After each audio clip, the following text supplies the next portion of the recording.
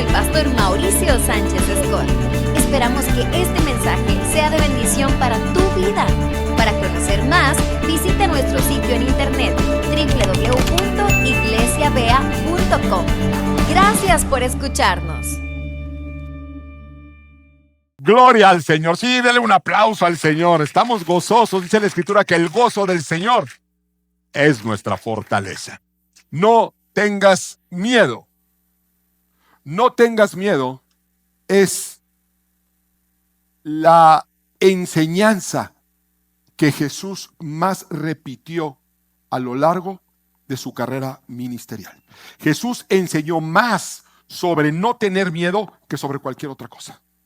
No hubo algo que Jesús no dijera en más ocasiones que no tengas miedo, no temas, no te atemorices. Y esto es impresionante porque si lo analizamos, descubriríamos que el miedo termina siendo una decisión. Porque si Jesús te dice no tengas miedo es porque es posible no tener miedo. Nosotros pensamos que no, pues me da miedo. Tengo que tener miedo, es inevitable sentir miedo. Pues no. Jesús no te pediría algo que no puedas hacer. Y te dice, no, puntualmente te dice, no tengas miedo. Quiere decir que tenemos la capacidad de rechazar el temor. Solamente el ser humano solamente nace con dos miedos naturales. Solamente nacemos inherentemente dos temores. El miedo a las alturas, que tiene sentido, y el miedo a los ruidos fuertes y súbitos. ¡Ah! Algo así, asusta. Pero son razonables, son una medida de protección. Cualquier otro miedo que tú tengas, cualquier otra fobia que te atormente, es algo que tú adquiriste. Es algo que tú compraste. Por alguna experiencia, por alguna razón. Y se llaman fobias, y hay muchísimas. Unas comunes, unas muy raras. Está la claustrofobia, de que tiene miedo a los lugares encerrados. Está la aracnofobia, miedo a las arañas. Pero hay unas rarísimas. Está, por ejemplo, la anglofobia, que es miedo a los ingleses. ¿Lo puede usted creer que existe? Es verdad. Está la penterafobia, que es miedo a las suegras. Yo digo que ese también tiene algo de sentido. Pero hay muchas fobias. Yo recuerdo que cuando yo era niño, pues yo creo que a todos nos sucedió, le teníamos miedo a dormir con la luz apagada. O sea, a mí me pasaba algo rarísimo. Yo creo que a todos me apagaban la luz y de repente yo veía una figura ahí, una silueta de alguien, y entraba en pánico y gritaba, y llegaba mi mamá y prendía la luz y no era la cortina. Y luego otra vez apagaban la luz y otra vez veía yo ahí un monstruo y no era el ropero. O sea, yo veía siluetas en la oscuridad. Tenía miedo de niño a la luz apagada. Ahora de grande ya se transformó. Ahora tengo miedo a la luz encendida por el recibo y me la paso apagando por toda la casa. ¿Sí le pasa a alguien más eso? Andamos con terror. Es un terror bimestral, ¿sí? Andamos apagando. Pero bueno, finalmente muchos viven con miedo. Ya hay miedos muy profundos y terribles. El miedo a la soledad, el miedo al fracaso, el miedo a la muerte, el miedo a un futuro incierto. Pero nos tenemos que preguntar, ¿de dónde salió ese miedo? Si nosotros no nacimos con esos temores, ¿de dónde surgieron?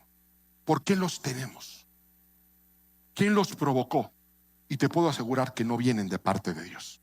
Y te lo voy a mostrar en la Escritura. Vamos a la Biblia. Segunda de Timoteo, capítulo 1, verso 7. Segunda de Timoteo 1, 7. Cuando lo tengas decimos amén.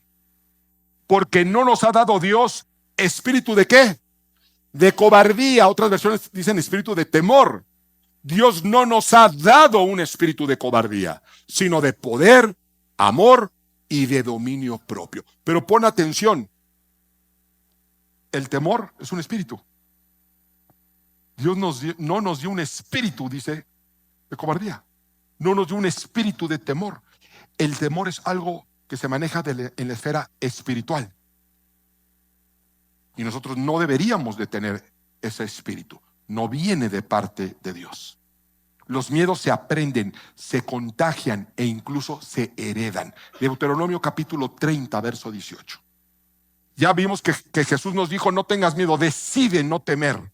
Toma la decisión de vivir por fe y sin temor. Fíjate lo que nos dice Deuteronomio 30, 18.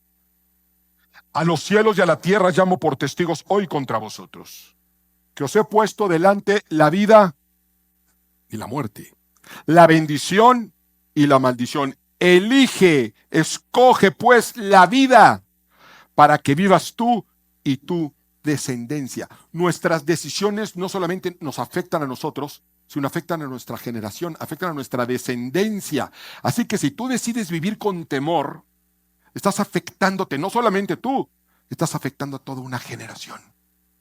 Hay gente que hereda miedos, sus temores, sus complejos, sus culpas son heredadas.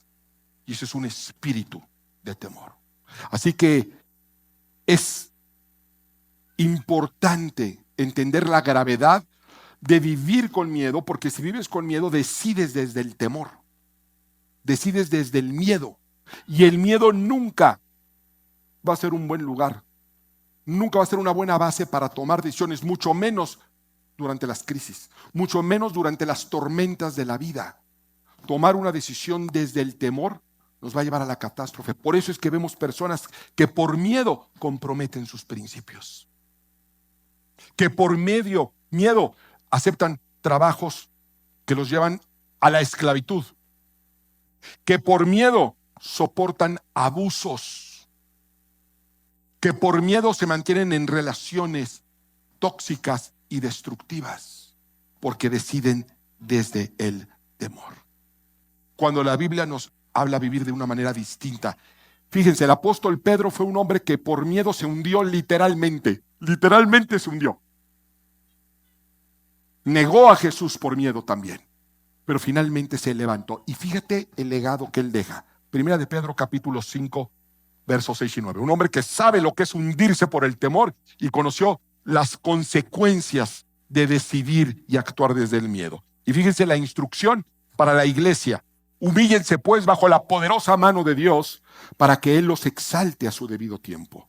Depositen en Él toda ansiedad, toda preocupación, toda angustia, todo temor, porque Él cuida de ustedes. Practiquen el dominio propio. Ya vimos que el espíritu que Dios nos da no es un espíritu de temor, sino de amor, de poder y de dominio propio. ¿Recuerdan? Y aquí dice, es algo que tienes que practicar. Practica el dominio propio. Y manténganse alerta. Su enemigo, el diablo, ronda como león rugiente, buscando a quien devorar. Resístanlo, manteniéndose firmes en la fe. La intención del apóstol Pedro no fue asustarnos cuando nos dice que hay un enemigo espiritual que anda como un león rugiente. Su intención es asustarte, de hecho es todo lo contrario. Está diciendo, practica el dominio propio, resístelo en la fe y él va a huir. Ruge, pero nos deja saber que es como una bestia, un animal desenfrenado que ruge. ¿Con qué fin? Con el fin de atemorizarnos, con el fin de llenar nuestra vida de temor. Y ruge fuerte.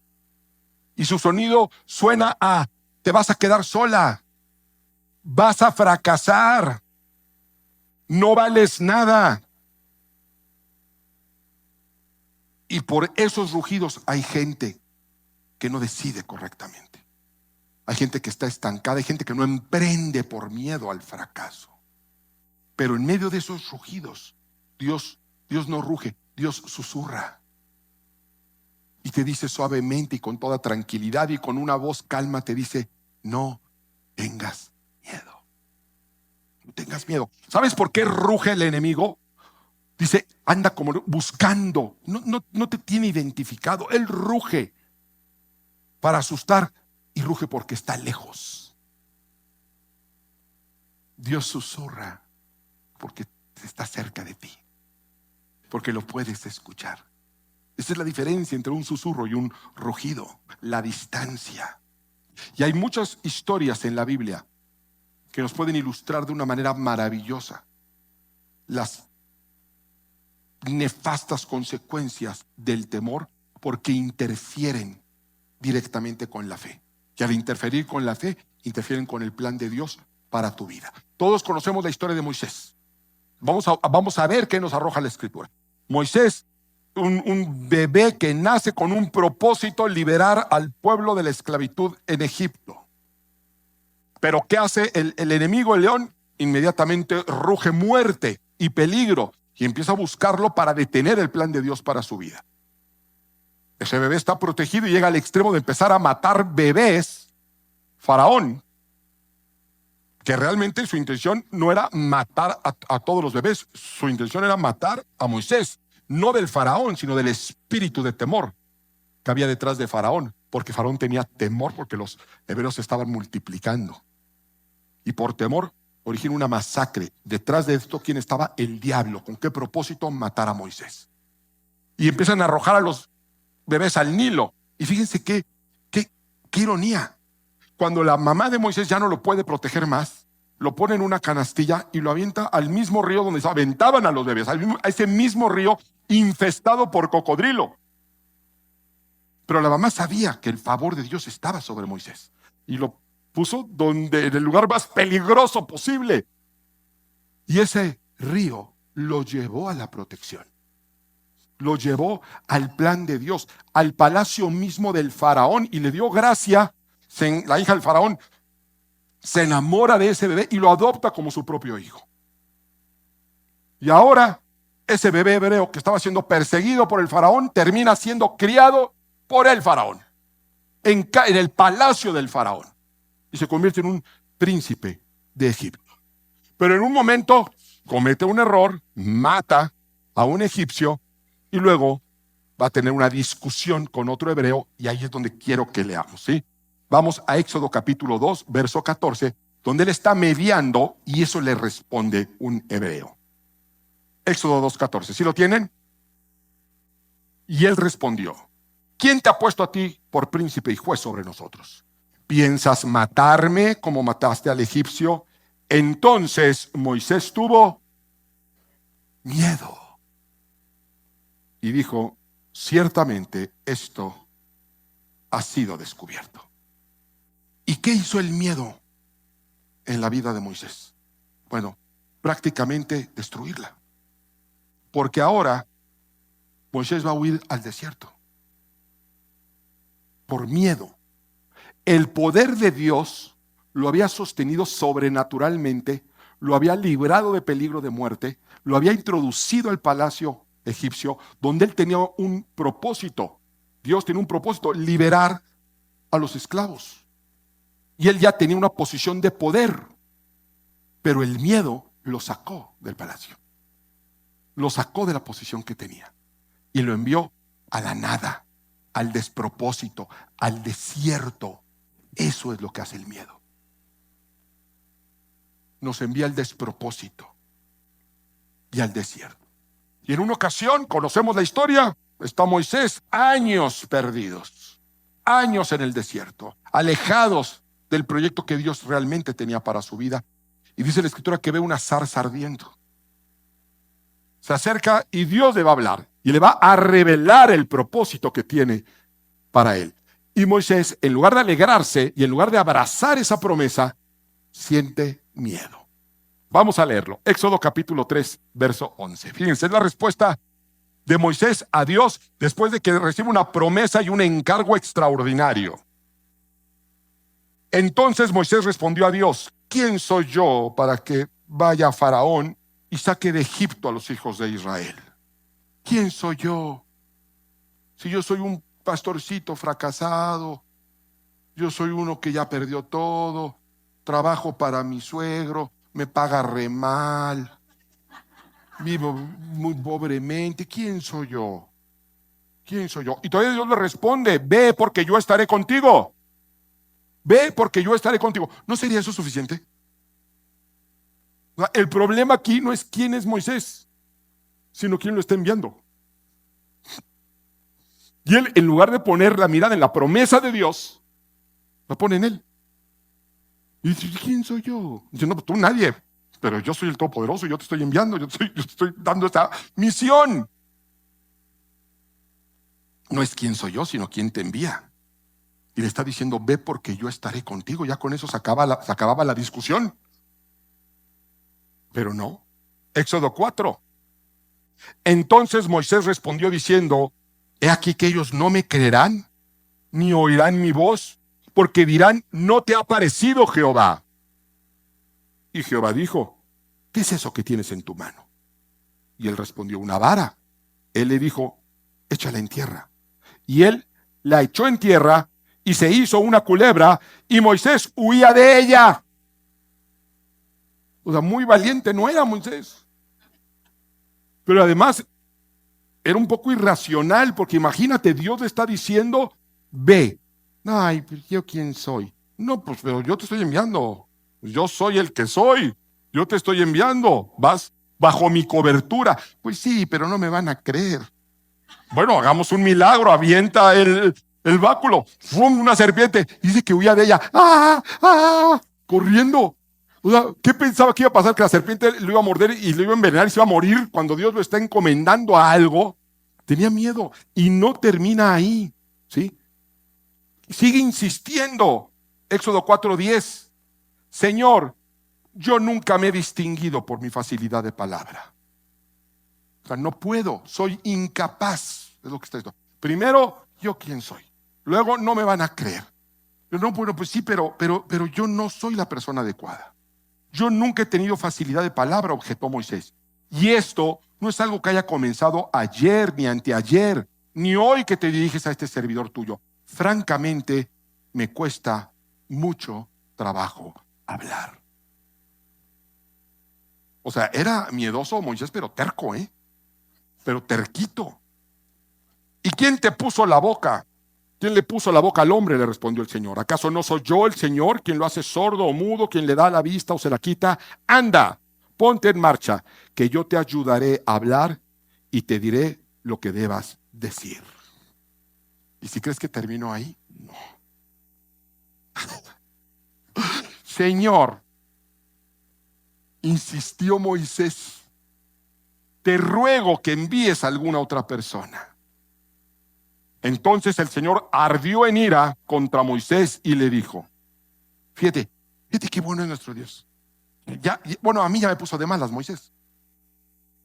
A mí me puso mal. Y dice que Dios diciéndole, yo te envío, yo te equipo, yo te protejo. Todavía dice que aquí ya lo hizo, dice, y lo hizo arder en ira. Y fíjate cómo, yo me imaginé que decir, lo ardió en ira y lo aplastó. Fíjate los ardores de ira de nuestro Dios tan bueno que es. Dice, entonces el Señor ardió en ira contra Moisés y le dijo, ¿y qué hay de tu hermano Aarón el levita? Yo sé que él es muy elocuente. Además, ya ha salido a tu encuentro y cuando te vea, se le alegrará el corazón. O sea, todavía le dice, bueno, a ver, tú piensas que no puedes. Ahí está tu hermano. Y él es muy bueno para hablar, ¿no es cierto? Bueno, él te va a acompañar. Es más, ya viene a tu encuentro.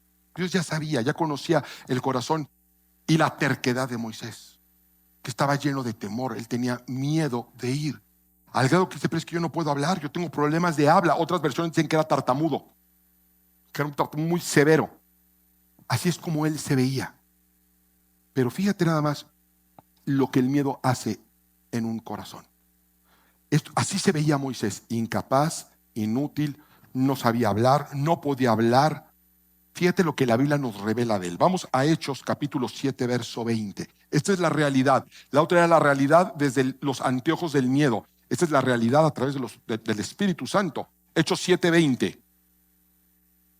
En aquel tiempo nació Moisés y fue agradable a los ojos de Dios. Por 3 meses se crió en la casa de su padre y al quedar abandonado, no fue que lo hayan abandonado, sino abandonado al río, ¿sí?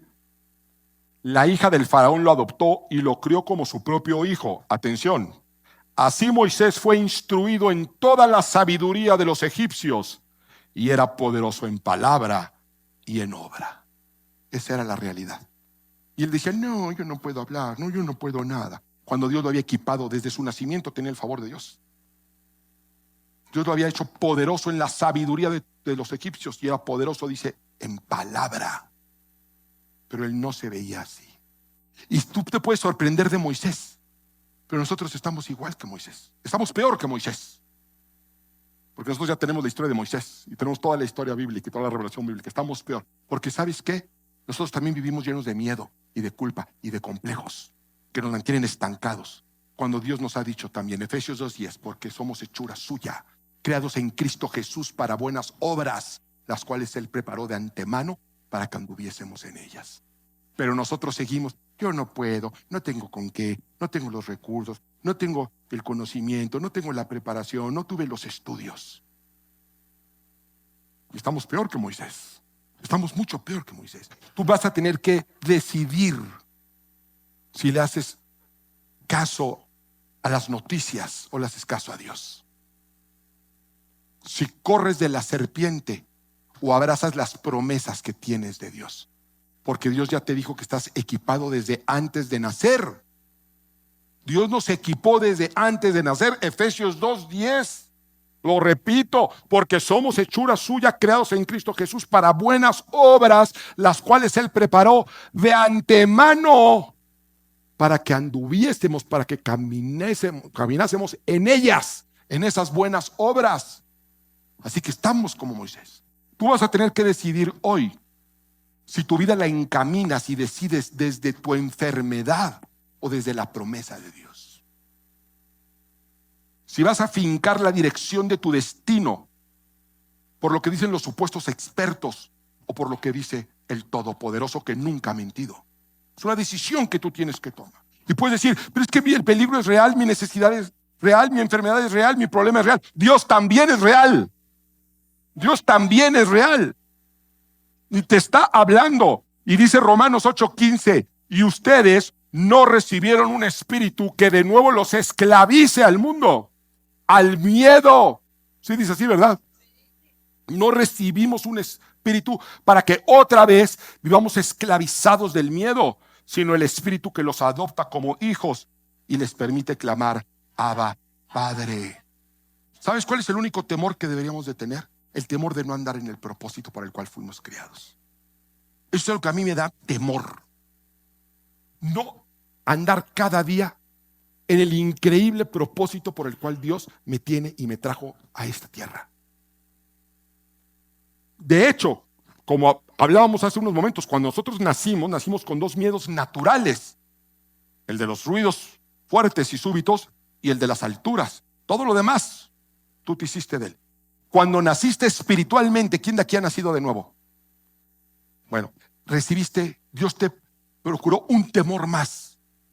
Un temor más. Salmo 128:1.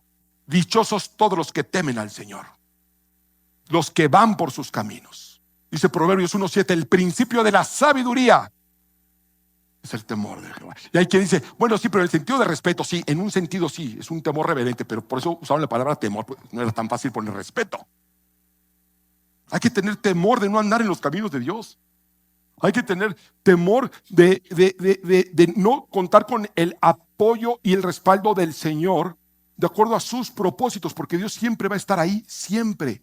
Pero una cosa es que esté ahí para rescatarnos de que nos estamos hundiendo, y otra cosa es que esté ahí y nosotros caminando sobre el agua, porque esa es su voluntad. Esa es su voluntad. Y debemos de tener ese temor. Dice Proverbios 22:4, recompensa de la humildad y del temor del Señor son las riquezas, la honra y la vida. Deuteronomio 10:12, y ahora Israel, ¿qué te pide el Señor tu Dios? Simplemente que le temas y andes en todos sus caminos, que lo ames y le sirvas con todo tu corazón y con toda tu alma, y que cumplas los mandamientos y los preceptos que hoy te manda cumplir para que te vaya bien. Dios quiere que te vaya bien. Dispuso todo para que te vaya bien, y no solamente para que te vaya bien a ti, sino para que hagas el bien a otros. Y por eso, como quiere que te vaya bien, debemos de tener un temor reverente. Igual que unos padres. Cuando yo me portaba mal, yo tenía miedo de mi mamá. Temor, porque ya sabía que me iba a tocar. Y no era falta de amor, es lo contrario. Quería que me fuera bien en la vida y necesitábamos corrección. Entonces, el único temor que debemos de tener es temor de no andar en los caminos de Dios. Y como hemos perdido ese temor, hemos perdido toda frontera para mantenernos dentro de sus lineamientos. Porque como tenemos el amor de Dios, que todo nos ha perdonado, y su misericordia que es hecha nueva cada mañana, por falta de temor a su corrección y de temor a estarnos perdiendo, vivir en su propósito y en su plan, nos hemos saltado toda frontera y todo límite. ¿Y a dónde nos ha llevado? Al miedo. Porque el miedo es la antítesis de la fe. Y entonces te darás cuenta que es el miedo lo que te mantiene en el desierto. Es el miedo lo que nos mantiene estancados. Y es en el desierto donde está la zarza ardiendo, donde vemos zarzas ardiendo. Fíjense, este episodio de la zarza ardiendo es uno de los episodios, creo yo, más mal enseñados, porque la idea que nosotros tenemos, o que muchos tienen, es que fue una zarza que combustionó de manera sobrenatural y que eso fue lo que llamó la atención de Moisés. Es decir, Moisés estaba pastoreando y de repente, porque aparte así no lo ponen en las películas, el arbusto empieza como a iluminarse de unos colores púrpuras y azules muy espirituales, y empiezan a salir unas chispitas y unas cosas increíbles, y se maravilla Moisés y lo dice: ¿pero qué es esto? Vamos a ver una zarza ardiente. Bueno, pues no. No hay nada más común en el desierto de Judá que zarzas ardientes. Es más, es muy probable que si viajas a Israel y vas al desierto, vas a ver una zarza ardiente. Porque ¿qué es una zarza ardiente? Un arbusto seco, de varillitas, pura hojita seca, en un calor de 45 o 50 grados. ¿Qué sucede? Combustiona. Eso no es nada raro, no había nada de raro en ello. Lo raro, lo que llamó la atención no fue que estuviera quemando. Yo te aseguro que había quizá otras por ahí incendiándose. Porque vuelvo a repetirte, es lo más común. Lo que llamó la atención de Moisés fue otra cosa que casi no se enseña. Y ahí está todo el cambio. Vamos a la escritura. Éxodo capítulo 3, verso 1 en adelante. Un día, Moisés estaba cuidando el rebaño de Yetro, su suegro, que era sacerdote de Madián. Y llevó las ovejas hasta el otro extremo del desierto hasta llegar a Horeb, la montaña de Dios. Estando allí, el ángel del Señor se le apareció entre las llamas de una zarza ardiente. Pongan atención. Moisés notó que la zarza estaba envuelta en llamas, pero que no se consumía. Así que pensó: ¡qué increíble! Voy a ver por qué no se consume la zarza. ¿Te das cuenta? Él dijo: ¡qué increíble, qué maravilloso, qué extraordinario! Voy a ver por qué está encendida esta zarza. No. Dijo: ¡qué increíble, qué extraño, qué sorprendente! Me voy a acercar para descubrir por qué esa zarza no se consume. Lo verdaderamente raro es que estaba encendida, pero no se hacía cenizas. No se desintegraba. Y eso sí es sorprendente, porque esas varitas secas combustionan y se hacen cenizas. Esta no, esta permanecía. Y tú debes de ver la zarza ardiente. Debes de darte cuenta que puedes pensar que tu matrimonio está hecho cenizas. De repente llegan conmigo y me dicen: pastor, es que ya seguimos con problemas, ya tenemos muchas broncas, ya no sabemos qué hacer, vamos a la iglesia. Digo: así llevan 20 años. Y siguen juntos. No, pastor, es que ore por mí porque ahora sí ya va a ser quincena y no más no voy a llegar y no sé qué voy a hacer. Pero si llevas así años y siempre llegas, la zarza no se consume. Podemos estar bajo fuego y estamos bajo fuego y no te has dado cuenta que no te consumes, que Dios nos ha sostenido sobrenaturalmente en todas nuestras circunstancias. Y la prueba es que aquí estamos Pero Dios, cuando te des cuenta de eso, deberías de despojarte de miedo. ¿Por qué? Porque ya sabes que vas a llegar a fin de quincena. Ya sabes que Dios te va a levantar. Ya sabes que Dios te va a restaurar. Y nos lo ha demostrado en el desierto. No nos hemos consumido. Nuestra fe sigue fuerte.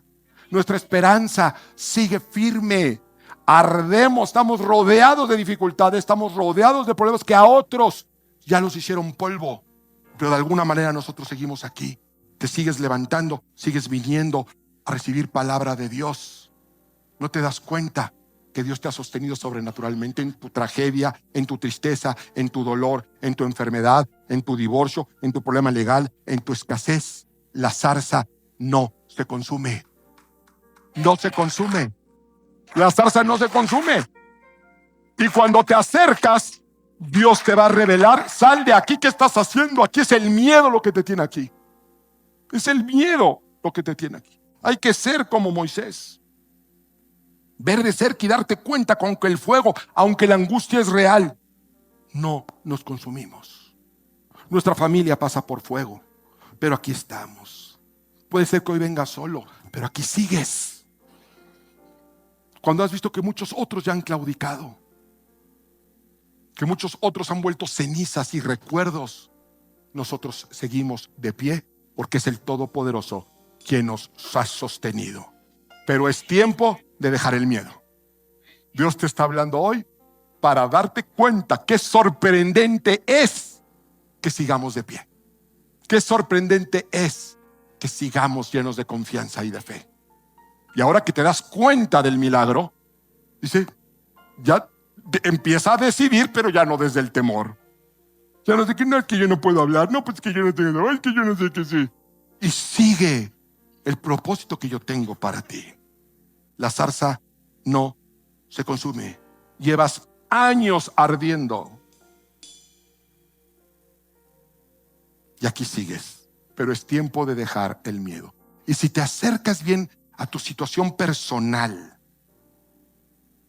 te das cuenta de todas las adversidades, todas las dificultades. Te darás cuenta que Cristo está en el centro. Y podrías escuchar su voz con toda claridad, diciéndote sus 3 palabras favoritas: no tengas miedo. Que Dios los bendiga.